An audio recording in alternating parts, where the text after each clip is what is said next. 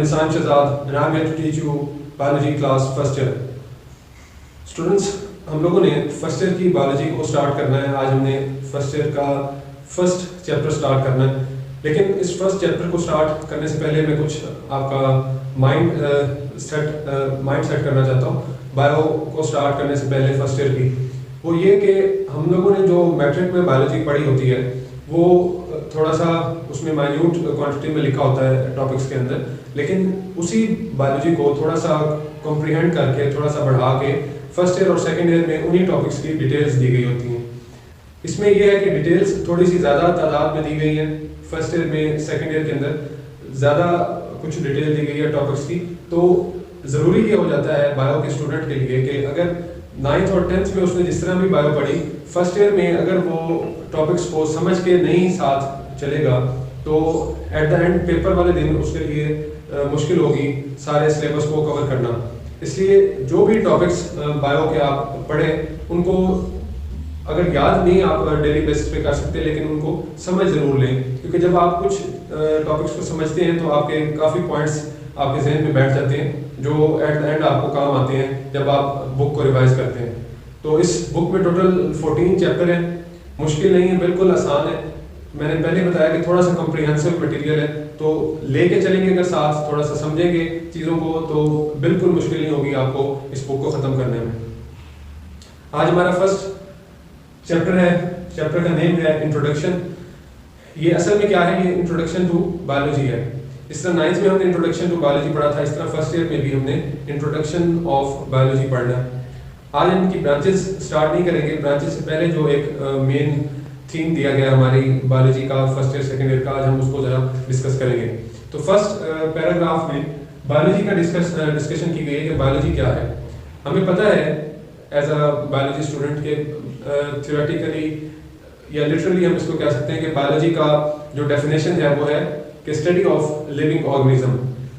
ये तो सबको पता है कि जानदार की जो स्टडी है उसको हम बायोलॉजी कहते हैं, लेकिन ये हमने देखना है कि how living things differ from non-living things in a specific area and how non-living things have an impact on living things।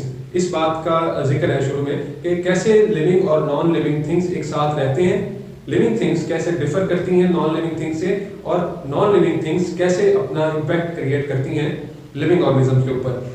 तो ये बात है हमारे फर्स्ट पैराग्राफ में। तो इसको हम इस स्टडी को जो लिविंग थिंग्स की स्टडी है जो उनको नॉन लिविंग थिंग्स से अलग करती है, इसको हम किस चीज़ का नाम देते हैं, इसको हम बायोलॉजी का नाम देते हैं।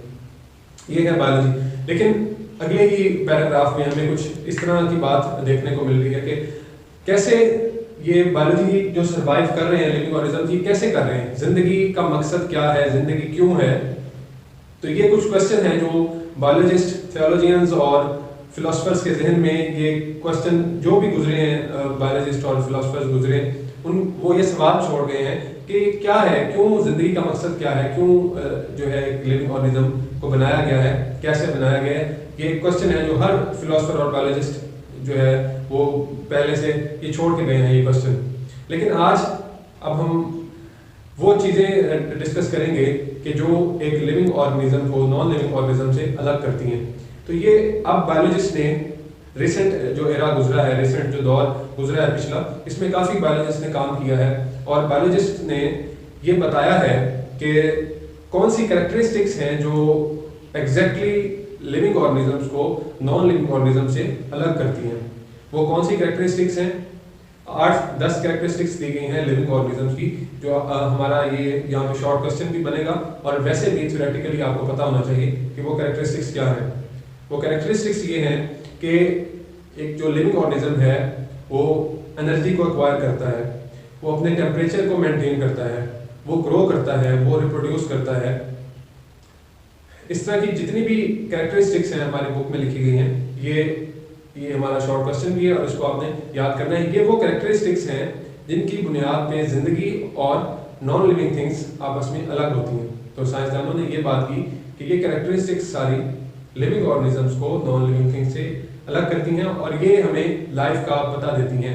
इसको हम बायोलॉजी का नाम दे सकते हैं इन सारी कैरेक्टरिस्टिक्स को। ये है असल में बायोलॉजी जो एक लिविंग ऑर्गेनिज्म एक्वायर करता है, और ये करेक्टरिस्टिक्स डिफर करती हैं एक लिविंग ऑर्गेनिज्म को नॉन लिविंग थिंग से। नेक्स्ट हमें ये बताया गया है कि बहुत वसी नॉलेज है बायोलॉजी का, बहुत वसी नॉलेज है जिसको साइंसदानों ने कवर करने की कोशिश की है। बहुत वॉल्यूम्स में ये डाटा को स्टोर किया गया है, काफ़ी वसी वॉल्यूम में। तो लेकिन इस डाटा को मज़ीद बेहतर जानने के लिए लास्ट में हमारे ब्रांचेस ऑफ बायोलॉजी का जिक्र किया गया है। तो पहली बात हमें ये जाननी है कि हमें ये बताया गया है कि बहुत सी बायोलॉजी की ब्रांचेस हैं जिससे हम लोग ऑलरेडी वाकिफ़ हैं, जो हमने 9th क्लास में पढ़ी थी। लेकिन इसके अलावा भी बहुत सारा मटेरियल है जिससे हम लोग वाकिफ़ नहीं हैं। बहुत सी ब्रांचेस और हैं जो हम नहीं जानते।